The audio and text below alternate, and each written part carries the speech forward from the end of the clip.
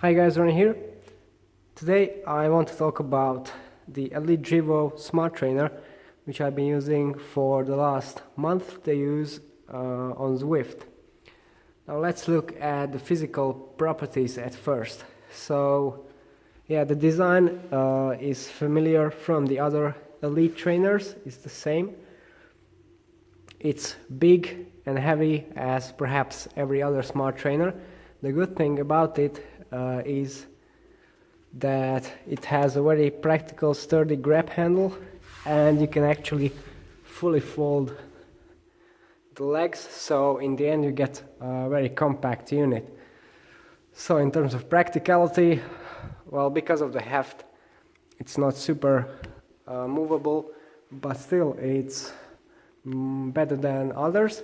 Yeah, so I'm not going to transport it to any of my races because I have a specific trainer for warm-ups, so that's not really an issue for me. Now you might think that from the weight and the size of the thing you'll get a lot of stability.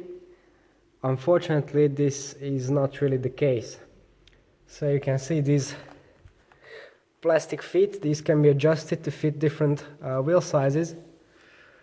I have it on the 29er mountain bike size, which is as you can see, not the bike that I'm currently using. I do this for one reason, because I like to use a front wheel block, and if you put it in this high setting, then yes, the bike is still not level, but it's close enough. So yeah, it does the job. Another reason why I wanted to do this, because I thought that if you remove this tube from contacting the floor, then maybe you'll have more pressure on the feet and then you'll get more grip. Unfortunately, it didn't really help in terms of stability. As you can see, yeah, it doesn't really take too much force to rock it side to side. Of course, you'll get used to that, but yeah, it's not the most stable smart trainer out there. And from the ones I owned, it's the least stable, so that's a drawback for sure. Then if we look at the functionality, so it supports both N+, Bluetooth Smart, but it can't do both at the same time, which is a bit of a drawback. I think it's just a firmware thing. So yeah, the thing or the trainer has been out for a couple of years now, so they could have really solved it by now. You also get the Elite e-trainer software, which, if you are familiar with Zwift or TrainerRoad, is pretty much useless, but that's where you can calibrate, which means, of course, zero resetting the power meter. In terms of the power numbers, if it's properly zero offset, then it tracks extremely well with my Quark, and it's always around 3% lower, which is exactly what you want, because the power goes through the complete drivetrain, and that's basically the amount of loss you're going to have. So that means it's spot on.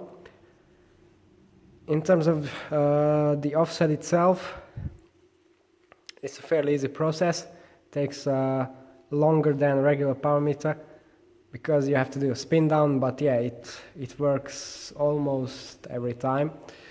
I have to note that this room is quite big and there are not many radiators in there. That means there's quite a lot of temperature fluctuation. Let's say from 18 to around 24 degrees when the heating kicks in. That means I have to do a zero reset quite often if I want to have the power accurate or matching up with the Quark. And the Quark is easier to offset, so that's what I've been using for most of my training lately. But still, if you don't have a power meter on your bike, or you have a specific bike for the trainer, a cheap one, without a power meter, then yeah, it's going to give you a good measurement for sure. Then if we talk about the Zwift experience itself, well, the noise is very low in every mode or setting that you can imagine. And I think it's really a moot point to talk about noise in these high-end trainers, because your bike's drivetrain is going to be the loudest thing you hear with either one of them. So yeah, noise is definitely not an issue. In terms of freeride mode and race mode, when it has to actually react to the gradient changes in Zwift and the changes of resistance, that's where this trainer really shines. It has an extremely smooth resistance to it, very road-like feel, reacts nicely to the changes, no steps, and it's almost, well, I would say, yeah, almost immediate. Yeah, the problem with Zwift is that the amount of resistance it sets the trainer into is not really corresponding with the gearing you have. So, for example, when you're going 80 km per hour on a downhill, you're still on a big ring and at the middle of the cassette, struggling to hit 90 RPM. So yeah, I think they should really improve on that. So you have basically a 1-to-1 transfer from the in-game speed to the actual gear you're into. And I've tried it in many different training difficulty settings, and it doesn't really get better. So yeah, as I said, it's the same with every trainer I've tried. Not really a trainer issue, but I think it's worth pointing out.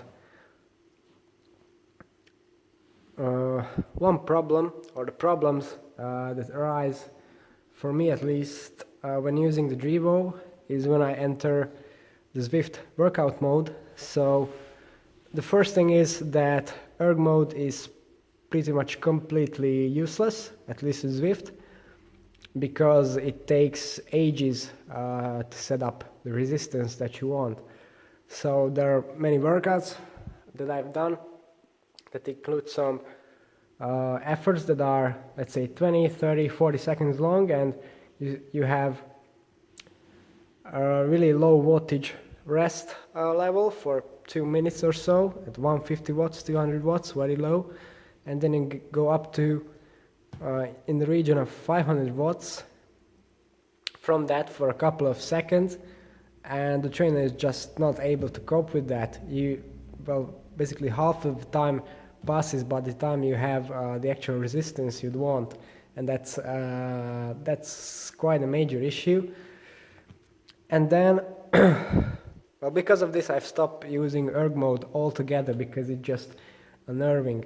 And then when you use the standard workout mode without the erg mode, you really want to change your resistance based on your gears, and that's where another problem comes in. Sometimes, even though the trainer resistance should be completely fixed, that would be ideal, and it was like that on my Flu trainer, which I've had as the first trainer ever, and it was ideal for this. So yeah, sometimes it just happens that, well, two cases can happen. In the first one, you get, for example, a 20-minute interval at the set wattage. You're pedaling along, and then suddenly the trainer decides to reduce the resistance to almost zero, and you can't really continue to put on that power. And of course you can immediately shift down, and then you can get away with it, but you never really know what's going to happen, because sometimes the trainer keeps the resistance at that lower level, and sometimes it just randomly returns after 20 or 30 seconds. So yeah, it's quite unnerving as well. And then another problem is again the issue I have mentioned at the erg mode. Even though the trainer is not in erg mode, and I've double checked that, it still does reduce the resistance when you increase your cadence, try to increase your power, and just can't complete your interval because we're struggling to put down the power, because the resistance just disappears when your interval starts, and then it suddenly reappears after 20 or so seconds.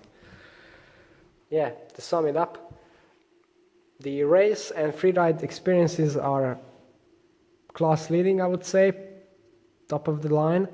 Workout mode has its niggles, although again I would like to point out that these are just firmware or software issues, and they should have been solved a long time ago. So yeah, a bit of a negative comment on Elite for that. The trainer is nicely made, not as stable perhaps as some other units, but you can get used to that. It's not that much of a big deal, but overall pretty good unit. Was it worth upgrading from my Diretto? Well, I guess that's a topic for another video, so if you'd like to know more about that, then don't forget to tune into the channel and subscribe. It's all for today. Thanks for watching and see you next time.